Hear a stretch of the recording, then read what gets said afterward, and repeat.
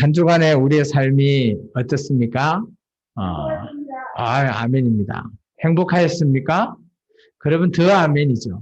정말 우리의 삶은 정말 언제나 행복하고 즐거운 삶이 그렇게 누릴 수 있으면 정말 얼마나 감사한지 우리는 그런 감사를 늘 잊으면 안 된다라고 저는 보여집니다. 우리가 돈이 많거나 또는 때로는 우리가 지위가 다른 사람보다 높다고 해서 이런 감사가 저절로 나오는 게 아니라는 거죠.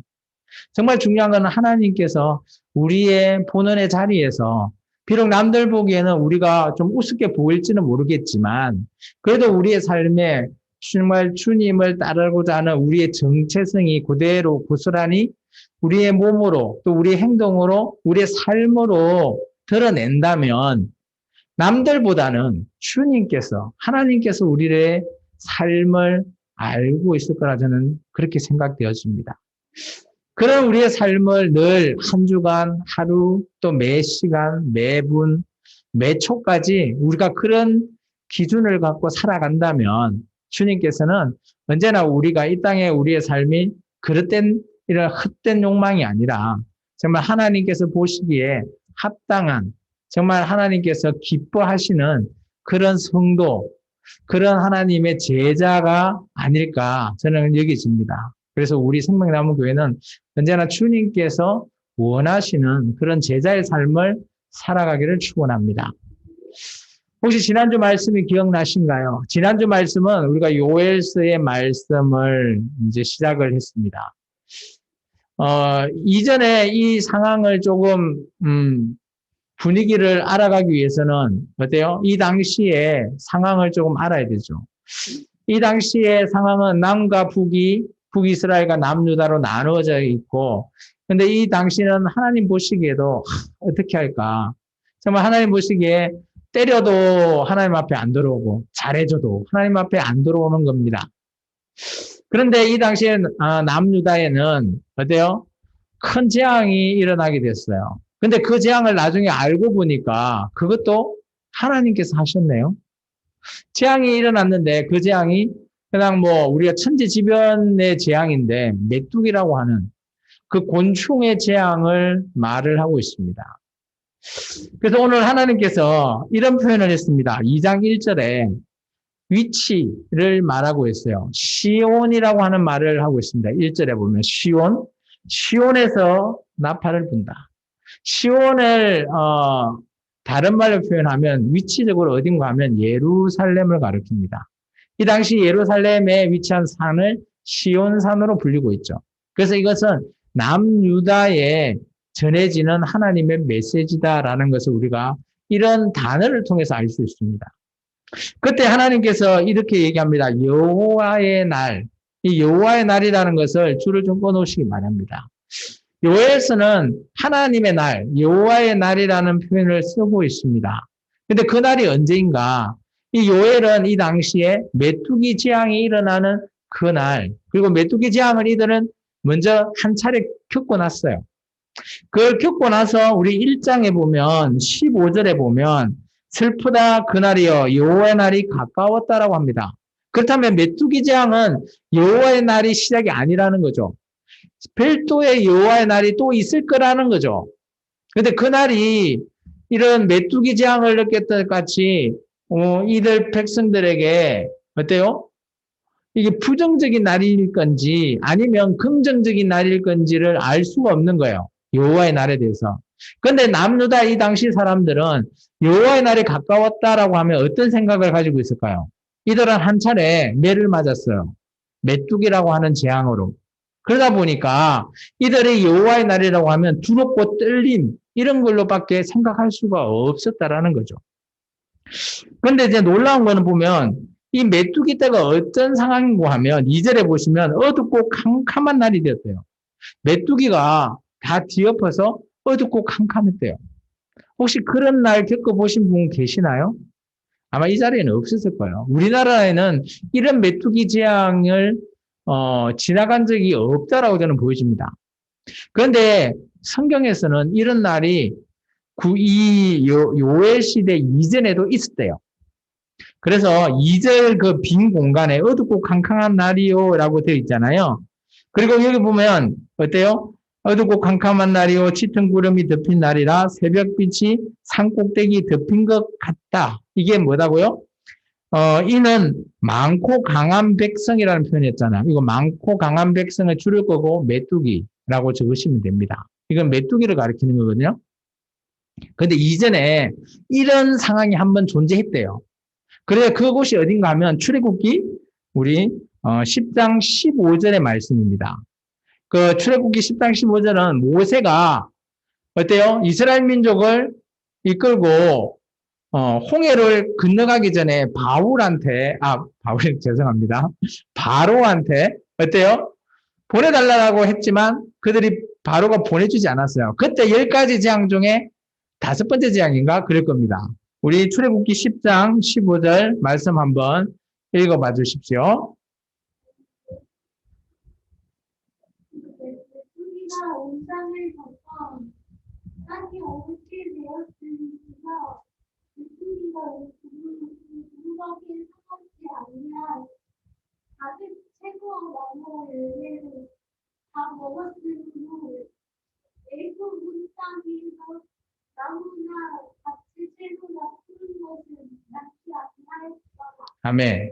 이 당시에 그 이집트의 온 땅이 메뚜기가 휩쓸고 가가지고 온 땅이 여기는 이제 뭐라고 표현한가 하면 여기는 캄캄한 날인데 출애굽기에는 온통 어둡대요. 어둡다라는 것은 앞이 보이지 않을 정도로 흑암처럼 캄캄한 날이 되었답니다. 메뚜기가 그렇게 펼쳐져서 캄캄하게 만들었다라는 거죠. 그만큼 이 재앙은 어마어마한 날이라는 겁니다. 그래서 오늘 보면 3절에 이런 표현이 있습니다. 이전은 에돔 동산 같이 정말 그렇게 좋은 그 동산 같은 그런 지역이 오늘 메뚜기로 말미암아 어떻게 됐다고요? 황폐한 들같이 되었답니다. 이게 메뚜기가 확 지나가고 나면 그게 남아있는 풀조차도 없다라는 거죠. 어마어마하게 피해를 본 것 같습니다. 근데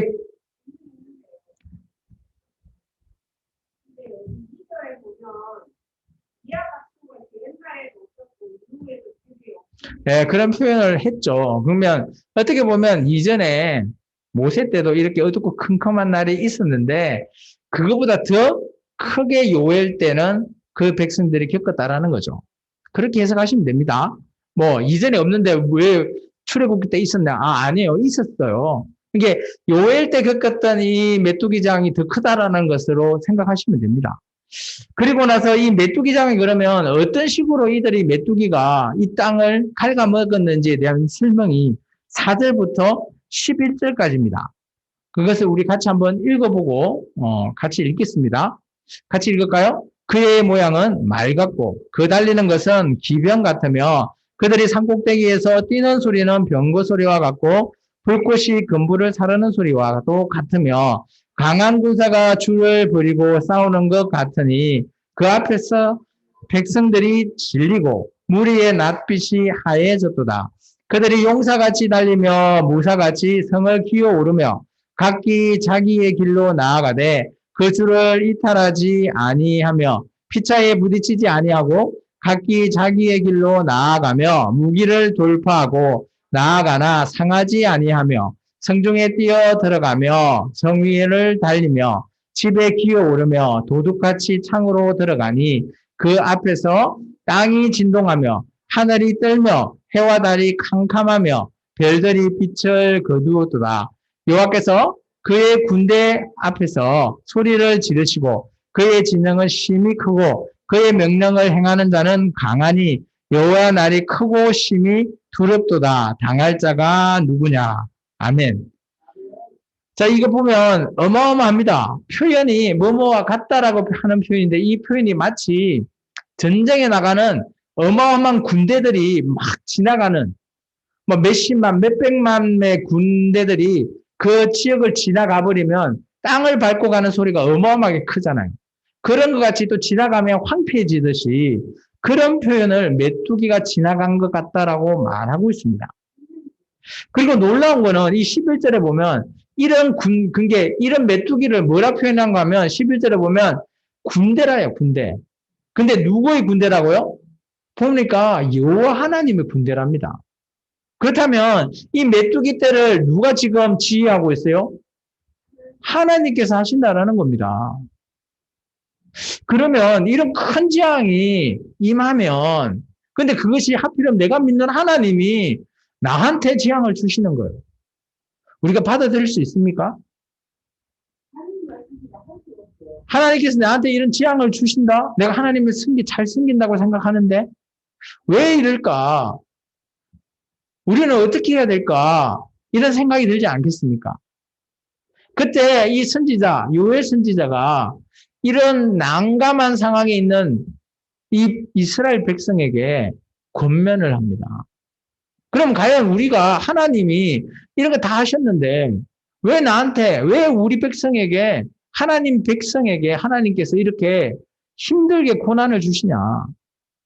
우리가 이런 고난을 당하면 그럼 우리는 어떻게 해야 될까? 가만히 그냥 넋놓고 있어야 되나? 내가 어떻게 해야 되지? 하나님한테 따져야 할까? 어떻게 해야 될까요, 여러분? 그게 요엘 선지자는 이렇게 얘기하고 있습니다. 12절부터 14절까지입니다. 같이 한번 읽어볼까요? 여러분 같았으면 어땠을까 생각하시고 이 말씀을 한번 같이 읽어봅니다. 읽습니다. 여호와의 말씀에 너희는 이제라도 금식하고 울며 애통하고 마음을 다하여 내게로 돌아오라 하셨나니 너희는 옷을 찢지 말고 마음을 찢고 너희 하나님 여호와께로 돌아올지어다. 그는 은혜로 우시며 자비로우시며 노하기를 더디하시며 이내가 크시사 뜻을 돌이켜 재앙을 내리지 아니하시나니 주께서 혹시 마음과 뜻을 돌이키시고 그 뒤에 복을 내리사 너희 하나님 여호와께 소제와 전제를 드리게 하지 아니하실지 누가 알겠느냐. 자, 우리가 여기 줄을 좀 끊어야 될 부분이 있습니다. 첫 번째 줄을 끊어야 될 줄은 12절에 보면 이제라도 라고 있습니까? 이제라도에 동그라미 한번 쳐놓으십시오. 이제라도 선지자는 권면을 하죠. 하나님께서 이거 하셨는데 이제라도 우리가 이렇게 하자 라고 하면서 이렇게 얘기합니다. 첫 번째 1번 금식을 하자입니다. 두 번째 울면서 애통하재요. 이게 기도거든요. 울면서 애통하자. 세 번째 마음을 다하여 내게로 돌아오라. 이게 세 번째인데 이게 뭡니까? 우리식으로 표현하면 한 단어로 마음을 다해서 돌아온다? 회개. 예, 회개. 그 줄을 끄시고 회개라고 하시면 됩니다. 오늘 선지자는 세 가지를 요구했어요. 첫 번째 금식하자. 두 번째 울면서 하나님께 기도하자. 세 번째 진짜 진정한 회개를 하자. 라고 말하고 있습니다. 우리가 금식하면 여러분은 어떤 게 생각나시죠? 이런 위기 상황에 우리가 고난을 당했을 때 오늘 요엘 선지자도 이렇게 권면해서 우리는 교회 다니시는 저와 여러분은 잘 알고 있을 겁니다. 우리에게 어려움이 있고 뭐 어떤 문제가 있으면 우리가 정말 하나님 앞에 그냥 기도해서 안 된다. 금식합시다 라고 하잖아요. 왜 그러죠? 금식을 하면 어떻게 된다고요? 그 말씀이 이사야서 58장 6절에 있습니다. 우리 이사야서 58장 6절 한번 읽어봐 줄까요? 금식은 이것 때문에 우리가 하죠. 내가 기뻐하는 금식은 형의 결방을 풀어주며 너의 줄을 끌어주며 어찌 상하는 자를 자유하게 하며 모든 말을 꺾는 것이 아니겠느냐. 우리가 금식하는 이유가 이거죠. 우리의 흉악한 결박이 끊어지고 우리에게 있는 모든 것들을 해결해 줄 수 있다는 거죠. 그것도 급하게, 급속도로 우리가 할 수 있게 해줄 수 있는 게 금식이라고 이사야서에 보면 그런 말이 있습니다. 그래서 우리가 어떤 위기에 속해 있으면 뭘 하죠? 금식하죠. 기도원 들어가서 뭐 3일 금식, 뭐 일주일 금식, 뭐 40일 금식, 뭐 그런 금식이 있잖아요. 금식 기도하자. 그런 하는 이유가 뭘까요? 하나님, 우리 이 위기 상황에서 그 위기를 끝낼 수 있게 좀 도와달라는 거 아닐까요? 근데 이 말씀에 대해서 마태복음은 이렇게 얘기하고 있습니다. 이 금식은 정말 어디에 쌓아둬야 되는가 하면 하늘에 쌓아두는 보물과 같은 존재래요. 마태복음 6장 18절은 이렇게 말하고 있습니다.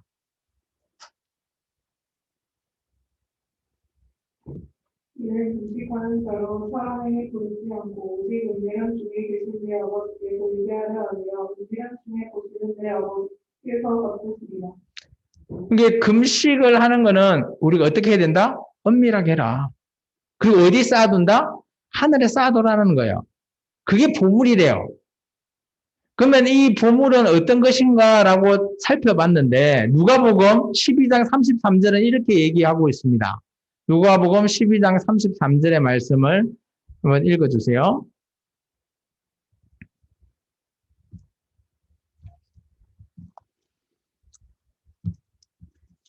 제가 그냥 읽겠습니다. 누가복음 12장 33절은 이렇게 되어 있습니다. 너희 소유를 팔아 구제하여 낡아지지 아니하는 배낭을 만들어라. 곧 하늘에 둔 바 다함이 없이 보물이니 거기는 도둑도 가까이 하는 일이 없고 좀도 먹는 일이 없느니라 라는 표현을 합니다. 그렇다면 이것을 종합해 보면 금식은 어떻게 하는 거다? 물론 나의 문제를 해결하는 문제지만 이것은 하나님이 보시기에 엄밀하게 해야 되고요. 또 이것은 뭘 해야 되는 거다? 내가 굶는 동안 그것을 통해서 남을 돕는, 구제하는 일을 금식이다라고 말하고 있습니다. 그러면 오늘 그런 말씀을 성경에서 얘기하고 있는데, 오늘 요엘 선지자가 말하고 있는 이 세 가지, 이제라도 우리는 이 세 가지를 하자. 그 첫 번째가 금식인 거예요. 그렇다면 뭐예요? 나도 지금 배고파서 굶어 죽겠는데, 누굴 도와라? 나보다 더 힘든 사람을 도와라. 구제해라. 라는 겁니다. 두 번째, 우리 이런 위기 상황에서 정말 울면서 하나님 정말 우리 이런 표현 쓰잖아. 하나님 다리 짝이라도 붙들고 기도하자. 그런 얘기 쓰지 않으시나요? 그리고 세 번째, 정말 내가 진정으로 회개해야지 하나님께서 기도하신다라는 거예요. 우리가 잘 쓰는 내용이 오늘 요엘 선지서가 우리에게 근거하는 말씀. 이게 지금 우리는 아니지만 이스라엘 민족 그 당시 사람에게 너희가 이제라도 이렇게 한번 해봐라 라고 말을 하는 겁니다. 그러면 어떻게 될 것이냐. 14절에 보면 혹시라는 단어 나오죠. 동그라미 쳐놓으세요. 근데 우리가 이렇게 열심히 금식하고 기도하고 회개하더라도 이걸 하면 무조건 하나님 들어주신다? 여러분 그렇게 생각하세요? 아니라는 거예요. 혹시나 하나님께서 이거 보시고 혹시나 마음과 뜻을 하나님께서 돌이키실 때 해결이 된다라는 거예요. 그러면 우리 잘 한번 생각해 보십시다. 우리가 문제가 있고 할 때 금식하면서 기도하잖아요. 근데 그거 하면서 우리가 하지 말아야 될 생각이 있어요. 뭐냐? 나 이렇게 하니까 하나님 무조건 들어주셔야 돼. 이거 아니라는 거예요. 우리가 이렇게 하더라도 혹시나 하나님 이것 보고 혹시 마음이 돌이켜지면 응답해 주겠다라는 거거든요. 우리는 우리 생각에만 빠져서 하나님 입장은 전혀 생각하지 않고 하나님 나 금식하고 하나님께 기도하고 이러면 하나님은 무조건 들어주실 거야. 그러면서 우리는 늘 그런 생각으로 금식을 하고 그런 생각으로 기도하지 않으신가요? 오늘 요엘 선지자의 이 말 14절에 혹시라고 하는 단어가 저는 참 깨달으시더라고요. 왜냐, 내가 아무리 막 하나님만 보시기에 막 뭘 하더라도 하나님께서 마음이 없다면, 혹시나 하는 마음이 없다면 내가 하는 모든 이런 행동이나 이런 것은 뭐가 된다? 우리 식으로 표현하면 아무 쓰잘데기 없는 것이 되는 거예요. 맞나요? 그런데 왜 요엘 선지자는 이런 얘기를 이스라엘 사람한테 할까요? 왜 이 이스라엘 백성한테 야 이거라도 한번 해봐라. 지금이라도 늦지 않았으니까 한번 해봐. 라고 권고를 했을까요?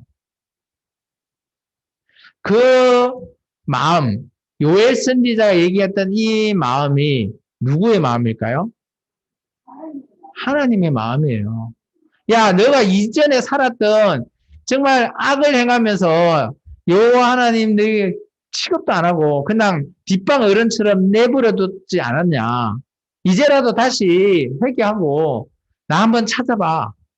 그러면 내가 혹시나 너희 그 기도 응답해 주시지 않을까? 근데 하나님이 정말 이런 분이실까요?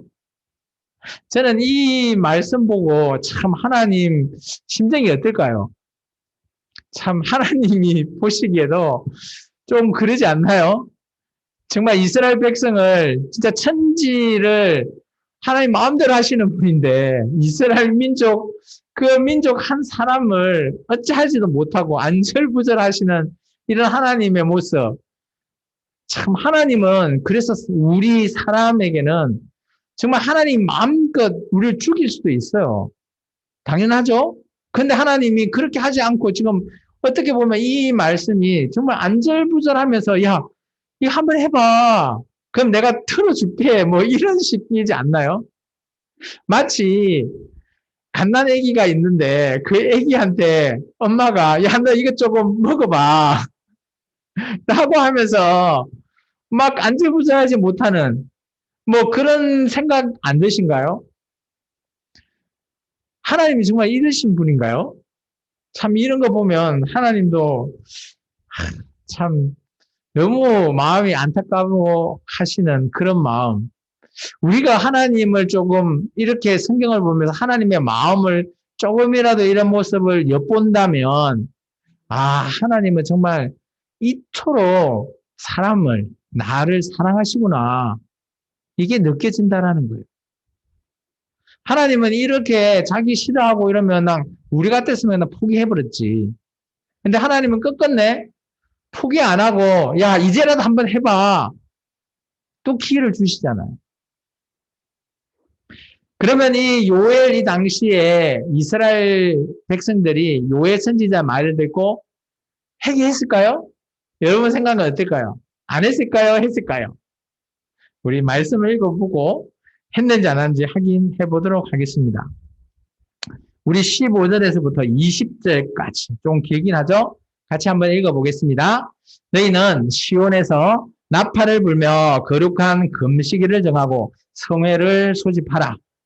백성을 모아 그 모임을 거룩하게 하고 장로들을 모으며 어린이와 젖 먹는 자를 모으며 신랑을 그 방에서 나오게 하며 신부도 그 신방에서 나오게 하고 여호와를 섬기는 제사장들은 낭실과 제단 사이에서 울며 이르기를 여호와여 주의 백성을 불쌍히 여기소서 주의 기업을 욕되게 하여 나라들로 그들을 관할하지 못하게 하옵소서 어찌하여 이방인으로 그들의 하나님이 어디 있느냐 말하게 하겠나이까 할지어다. 그때에 여호와께서 자기의 땅을 극진히 사랑하시어 그의 백성을 불쌍히 여기실 것이라.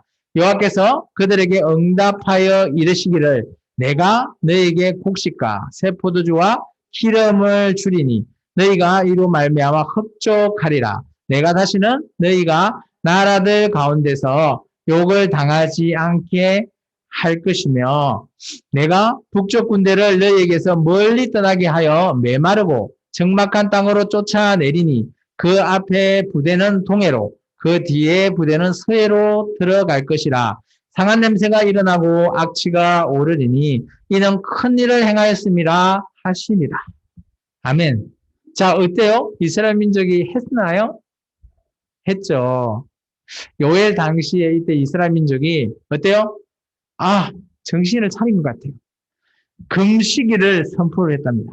15절에 금식일을 선포하고 이스라엘 모든 민족을 다 모았어요. 보통 우리가 금식일을 선포를 하면 모이는 대상에서 빠지는 사람들이 있습니다. 어린아이, 그리고 신랑 신부, 갓결혼한 신랑 신부 이런 사람들은 빠져요. 그런데 오늘 어쩌라고요? 그런 모든 사람들, 하여튼 그곳에 있는 모든 사람들을 다 모으래요. 그리고 아까 얘기했던 것처럼 회개해라는 겁니다. 기도해라는 거죠. 금식해라는 거죠. 그래서 이렇게 하고 또 제사장에게도 이런 메시지를 줍니다. 우리가 하나님의 백성을 잘못 가르치는가 봅니다. 그래서 이제 이방 나라한테 이렇게 당하고 있는데 정말 우리 이거 여기서 말하는 이방 나라는 다른 나라 군대일 수도 있고요. 좀 전에 그들이 겪었던 메뚜기 떼일 수도 있습니다. 어쨌든 간에 그런 세력들에게서 우리를 좀 건져주세요. 라고 대제사장이 또 하나님께 이렇게 기도해라 라고 하는 겁니다. 그러니까 하나님께서 그때에 라고 있죠. 18절요. 그때에 줄을 끊으셔야 됩니다. 중요하죠. 그때라는 게 뭔가 하면 이들이 이렇게 모여서 기도했을 때에 라는 거죠. 그때 오늘 하나님께서 어때요? 얼마나 사랑하셨다고요? 이스라엘 민족을 극진히 사랑했대요.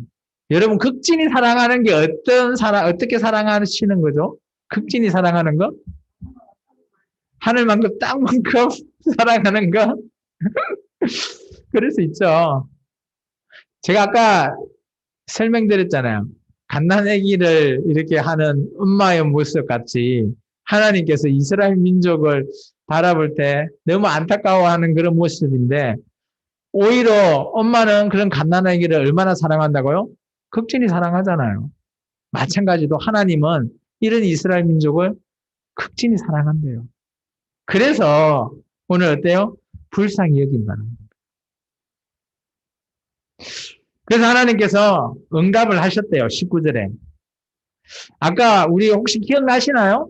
지난주 말씀이나 우리가 좀 전에 말씀을 우리가 좀 전에 지나왔던 말씀 읽어보면 어떻게 됐다고요? 메뚜기 떼가 지나가는 곳마다 어떻게 됐다고요? 하나도 황폐한 뜰이 됐다잖아요. 황폐한 땅. 근데 그곳에서 지금 뭐가 나기 시작했다고요? 포도주와 기름을 또 주고요. 그곳에서 너희가 흡족하게 된대요. 그리고 메말라 있던 그곳에서 그 군대, 여기 20절에 보면 북쪽 군대라 했는데 이게 뭐 바벨론 이런 게 아니고요. 메뚜기 떼를 위로도 보내고 옆으로도 보내고 다 이제 쫓아낸다라는 거죠. 다 쫓아내버리고 그리고 이제 악취나 이런 것들은 없이 왜냐면 메뚜기가 다 갉아먹고 가면 막 냄새 나고 할 거 아니에요. 죽고 하니까. 그런 것도 없이 다 쫓아내버리겠다라는 거죠. 정말 하나님께서 그래도 이스라엘 민족이 너희가 이제라도 한번 해봐 라고 했을 때 정말 하니까 하나님께서 응답하시는 거죠. 이제라도. 그리고 나서 오늘 하나님께서 당부 아닌 당부를 합니다. 내가 앞으로 너가 이렇게 계속해서 나한테 회개하고 기도하면 내가 이렇게 해줄게 라는 형태의 말씀을 21절부터 27절까지 말하고 있습니다. 같이 한번 읽어볼까요? 땅이여 두려워하지 말고 기뻐하며 즐거워할지어다. 여호와께서 큰 일을 행하셨음이로다. 들 짐승들아 두려워하지 말지어다. 들의 풀이 싹이 나며 나무가 열매를 맺으며 무화과 나무와 포도나무가 다 힘을 내는도다. 혹시 기억나시는가요? 1장에 이 무화과 나무하고 포도나무가 어떻게 됐다고요? 다 벗겨져 갖고 맑게 하얗게 됐다는 소리 기억나시죠? 그게 다시 힘을 냈다라는 건 뭐예요? 열매가 맺히기 시작했다라는 거죠. 계속해서 읽을게요. 시온의 자녀들아 너희는 너희 하나님 여호와로 말미암아 기뻐하며 즐거워할지어다. 그가 너희를 위하여 비를 내리시리니 이런 비를 너희에게 적당하게 주시리니 이른 비와 늦은 비가 예전과 같을 것이라. 마당에는 밀이 가득하고 독에는 새 포도주와 기름이 넘치리로다. 내가 전에 너희에게 보낸 큰 군대 곧 메뚜기 나오죠. 군대가 메뚜기라는 것, 메뚜기와 너치와 항충과 파충이가 먹은 횟수대로 너희에게 갚아주리니 너희는 먹되 풍족히 먹고 너희에게 놀라운 일을 행하신 너희 하나님 여호와의 이름을 찬송할 것이라. 내 백성이 영원히 수치를 당하지 아니하리로다. 그런즉 내가 이스라엘 가운데 있어 너희 하나님 여호와가 되고 다른 이가 없는 줄을 너희가 알 것이라. 내 백성이 영원히 수치를 당하지 아니하리로다. 아멘. 자, 어때요?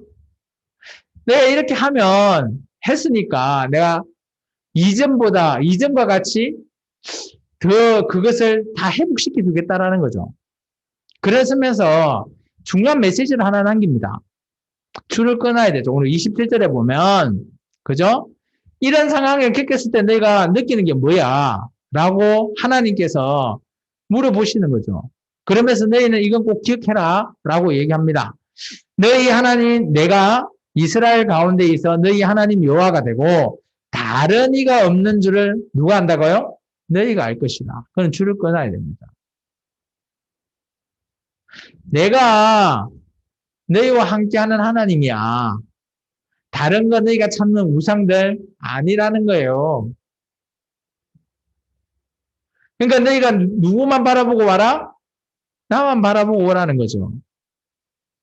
그러니까 메뚜기 재앙으로 말미암아 요엘을 시켜서 야 회개하고 기도 한번 해봐라고 했는데 그 기도에 응답을 해주신 거죠. 그러면 너희가 앞으로 살아갈 이 날에 대해서 너희가 계속해서 이렇게 살아가면 어떻게 된다고요? 오늘 너 내 백성 맞잖아요. 그죠? 하나 이스라엘 백성 맞잖아요. 이 너 백성이 어때요? 영원히 이런 앞에 당했던 수치, 이런 수치를 당하지 않게 내가 해주겠다라는 거예요. 그렇다면 전제 조건이 있죠. 어떻게 해야 되죠? 이제라도에 나왔던 그 세 가지 있잖아요. 금식, 기도, 회개. 이 세 가지를 어떻게 해라? 평상시도 하나님 앞에 해라는 거죠. 그렇게 한다면 너희는 이제 앞으로 미래적인 내용을 얘기하시는 거예요. 이런 일 당하지 않게 해주겠다. 라고 말하는 겁니다. 참 이런 말을 들으면 어떨까요? 아, 앞으로 잘해야지. 그런 생각이 들지 않나요? 오늘 이런 메시지는 우리 교회에서도 충분히 공감이 되고 적용이 될 수 있는 메시지라고 저는 보여집니다. 물론 이런 큰 재앙이 그냥 뭐 하나님께서 뭐 의도적으로 우리에게 내리시지는 않으실 줄로 우리는 믿습니다. 그렇지만 우리에게 재앙이 왔을 때 그럴 때 오늘 이런 메시지가 충분히 우리에게 적용할 수 있는 메시지 맞다고 저는 보거든요. 그래서 하나님 앞에 우리가 어떻게 평상시 모습으로 어떤 모습으로 살아가야 되는지를 보여주는 메시지지 않나라고 저는 보여집니다. 그래서 우리는 늘 하나님 앞에 물론 그렇다고 늘 금식해라 이런 얘기는 아니고요. 하나님 앞에 우리는 늘 회개하는 마음으로 그렇게 바르게 살아야 된다라는 것을 말하고 있는 거죠. 그러면서 이제 마지막 그 장인 28절에서 32절은 그 이후의 사건들. 이게 여기 이제 요엘서는 요엘 당시에 회개한 사건 한 가지가 나왔고요. 그 이후에도 회개하는 사건 두 가지를 말하고 있습니다. 그 우리 한번 읽어볼까요? 우리 28절부터 끝절까지 한번 읽습니다. 그 후에 내가 내 영을 만민에게 부어주리니 너희 자녀들이 장래 일을 말할 것이며 너희 늙은이는 꿈을 꾸며 너희 젊은이는 이상을 볼 것이며 그때에 내가 또 내 영을 남종과 여종에게 부어줄 것이며 내가 이적을 하늘과 땅에 베풀리니 곧 피와 불과 연기 기둥이라. 여호와의 크고 두려운 날이 이르기 전에 해가 어두워지고 달이 핏빛 같이 변하려니와 누구든지 여호와 이름을 부르는 자는 구원을 얻으리니 이는 나 여호와의 말대로 시온산과 예루살렘에서 피할 자가 있을 것이며 남은 자 중에 나 여호와의 부름을 받은 자가 있을 것임이니라. 아멘. 자, 이제 우리 조금 표시를 좀 해야 됩니다. 28절과 29절에 이렇게 쭉 같이 이렇게 가로를 해 놓으시고요. 그 옆에 뭐라 쓰시는가 하면 오순절 성령 강림이라고 써 놓으십시오. 오순절 성령 강림. 그리고 32절 끝에는 이렇게 쓰십시오. 예수님 재림 사건.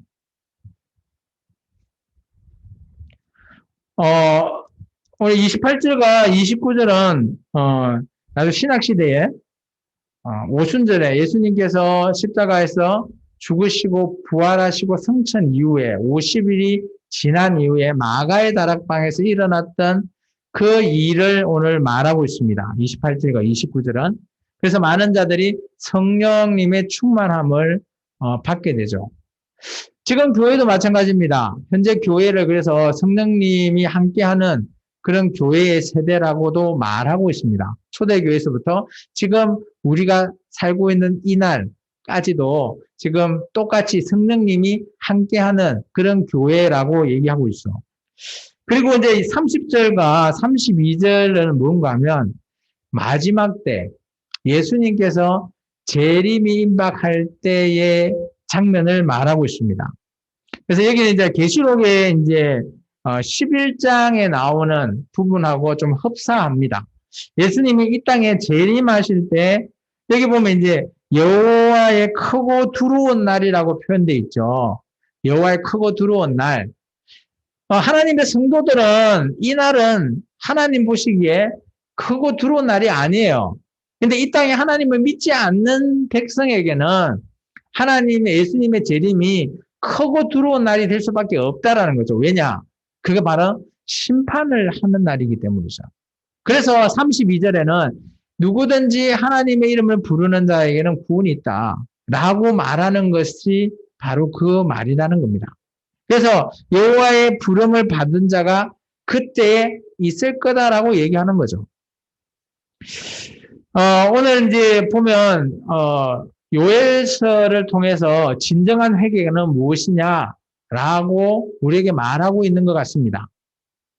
우리에게 하나님은 너희는 평상시 어떻게 나한테 할래? 라고 물어본다면 오늘 요엘 선지자를 통해서 우리가 답을 한다라고 할 때 하나님 앞에 이런 진정한 회개를 해야 되겠구나. 늘 그런 삶을 살아야 되겠구나. 라는 게 오늘 우리에게 말하고 있지 않나라고 저는 보여집니다. 그래서 예루살렘의 3대 회개 사건이라고 하면 이 요엘 당시의 회개 사건, 그리고 오순절 성령 강림했던 사건, 이 두 가지 일은 어떻게 보면 과거적인 사건입니다. 지금 우리에게 있어서는. 그리고 이제 앞으로 먼 미래적으로 언제요? 예수님은 어디로 오신다고요? 보면 예루살렘을 통해서 아마 재림하실 거라 보여집니다. 그때 또 크게 일어나는 회개 사건이 있을 겁니다. 어쨌든 간에 그때 이제 뭐 계시록 보면 휴고도 되고 하는 그런 부분입니다. 어쨌든 간에 우리는 우리의 평상시 삶을 어떻게 살아가야 될까라는 것에 우리는 좀 주목해 봐야 되지 않을까 그렇게 여겨집니다. 이제 말씀 한번 정리해 보겠습니다. 오늘의 말씀을 통해서 보면 이제라도 진정한 해결을 하자라는 그런 요엘 선지자, 어떻게 보면 하나님 백성에게 야 이제라도 한번 회개해봐 진정하게 나한테 한번 돌아와봐 라고 말하고 있는 것 같아요. 회개라고 하면 우리는 어떤 생각이 들죠? 난 예수님한테 예수님 저 죄 지었어요 용서해 주세요. 우리는 거기서 끝나는 거잖아요. 그게 아니라 아까 이 요엘 선지자의 말한 것처럼 진짜 진정한 회개는 우리의 마음을 하나님 앞에 돌이키는 거예요. 나 교회 다니는데 교회 다니는 것도 물론 중요하지만 교회 다니는 저와 여러분이 언제나 우리의 마음이 하나님 앞에 초점을 맞추고 하나님께 늘 돌이킬 수 있는 그 마음이 바로 회개라는 겁니다. 그래서 우리가 이제라도 라는 것처럼 진짜 지금 살아가는 저와 여러분도 생명나무 교회를 다니시는 여러분들도 내가 조금 아닌가? 라고 하면 이제라도 다시 한번 회개를 한번 해보시기 바랍니다. 하나님이 원하시는 진정한 회개. 물론 그렇다고 하나님께서 여러분에게 뭐 벌을 내리시거나 이렇게 뭐 치시거나 이러다는 말이 아닙니다. 오해 없이 들으시고 어쨌든 간에 우리가 그러지 않았다면 이제라도 한번 회개 한번 해보자. 진정한 회개라고 한번 해보시고요. 두 번째는 혹시나 이렇게 했을 때 하나님께서는 우리의 기도를 응답하실 것이다. 오늘 요엘 선지자가 말했을 때 이스라엘 백성들이 했더니 하나님께서 응답하셨듯이 오늘 우리도 위기에 있다면 우리도 이런 것들을 어떻게 보면 저는 이거는 모범이라고 봅니다. 특수한 케이스가 아니라고 보여져요.